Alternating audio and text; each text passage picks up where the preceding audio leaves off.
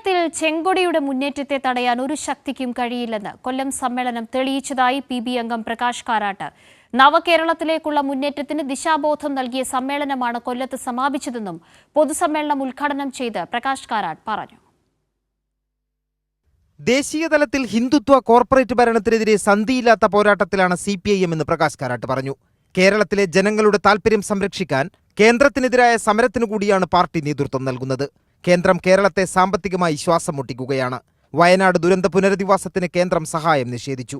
കേരളത്തിലെ കോൺഗ്രസ് പാർട്ടി നേതൃത്വം നൽകുന്ന പ്രതിപക്ഷം BJPയുമായി കൈകോർക്കുകയാണ്. ഇത് കേരളത്തിലെ ജനങ്ങൾ തിരിച്ചറിയുന്നുണ്ട്. എല്ലാ പ്രതിസന്ധിയിലും ജനങ്ങൾക്കൊപ്പം നിൽക്കുന്ന സർക്കാരാണ് കേരളത്തിലുള്ളത്. നവകേരളത്തിലേക്കുള്ള മുന്നേറ്റം ആർക്കും തടയാനാകില്ലെന്നും പ്രകാശ് കാരാട്ട് പറഞ്ഞു. And I would like to say that this conference which we have held in Kollam makes us confident to declare that nothing is going to stop the onward march towards a Nava Keralam. That is the declaration we have made in this conference.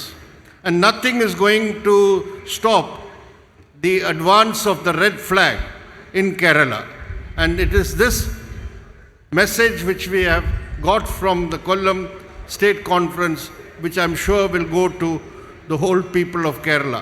രാജ്യത്ത് പ്രയാസമനുഭവിക്കുന്ന എല്ലാ വിഭാഗം ജനങ്ങൾക്കും വേണ്ടിയുള്ള പോരാട്ടം CPIM തുടരും.